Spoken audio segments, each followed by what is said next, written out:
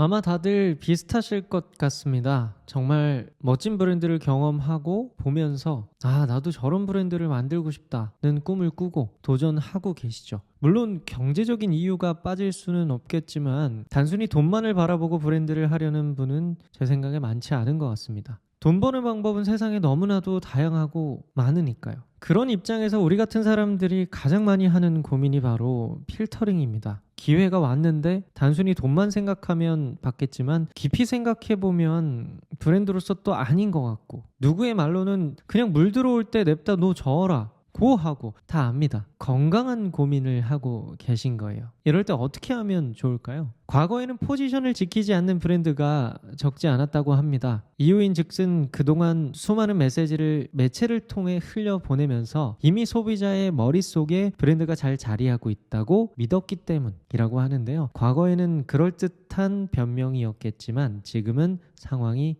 많이 달라졌습니다. 정보의 습득과 집단 지성이라는 디지털의 순기능으로 소비자의 영향력이 매우 커졌죠. 그래서 지금의 소비자들은 브랜드가 자기다움이라고 전하는 메시지와 실제 브랜드의 행동이 일치하는지 일치하지 않은지 쉽게 알아챌 수 있게 되었습니다. 아주 미묘한 차이까지 알아채고 공유하는 사람들을 막을 수 없게 됐어요. 그래서 사실상 필터링은 이제 브랜드의 포지션을 명확하게 하기 위해 하면 좋은 것이 아니라 소비자와 브랜드 간에 당연히 지켜야 할 약속으로 인식되고 있습니다. 필터링 더 열심히 해야 합니다. 앞장에서 논의한 바와 같이 포지셔닝이란 근본적으로는 기업이 소비자에게 하는 약속이다. 소비자의 신뢰를 잃지 않기 위해서 기업은 약속을 반드시 지켜야 한다. 그리고 제대로 된 포지셔닝을 하려면 강력한 차별화 요소가 있어야 한다. 만약 강력한 차별화 요소를 만들어내는데 실패하는 것은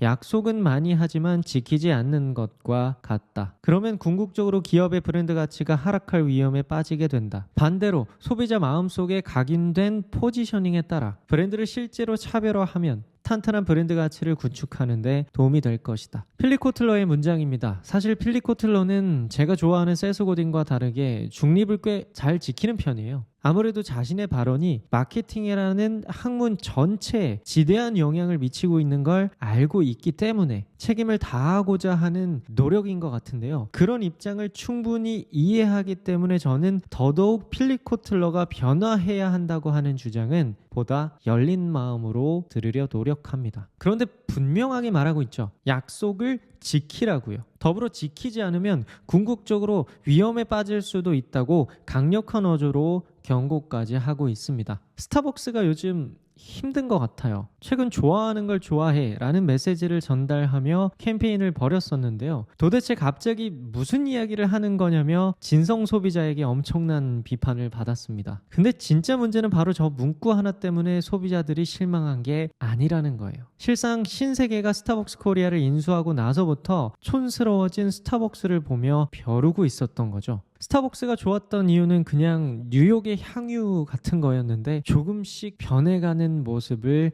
소비자가 쉽게 알아챈 겁니다. 여론에 따라 스타벅스가 처음에 포지션을 잃은 것이 사실이고요. 그것을 알아챈 소비자 집단의 스타벅스에 대한 애정도가 하락, 동시에 브랜드의 가치도 하락하고 있습니다. 이제는 스타벅스 로고가 그려진 머그컵이 그렇게까지 자랑스럽지 않다니까요. 어떤 생각인지 잘 모르겠습니다. 여론을 감지하고 성장을 꾀하고 있는지, 아니면 그래도 사람들은 여전히 스타벅스에서 커피를 마시면 뉴욕을 상상해 라고 착각할지. 이렇듯 소비자는 이제 브랜드의 미묘한 변화를 쉽게 알아챌 수 있게 되었습니다. 개인이 똑똑해졌다기보다 집단으로 공유하니까 판단이 쉬운 거죠. 그래서 더더욱 브랜드의 포지션을 명확하게 하는 것이 중요해졌습니다. 필립 코틀러의 경고처럼 약속을 지키지 않을 경우 브랜드가 위험에 빠질 수도 있다는 사실을 자주 떠올리며 조심하자고요.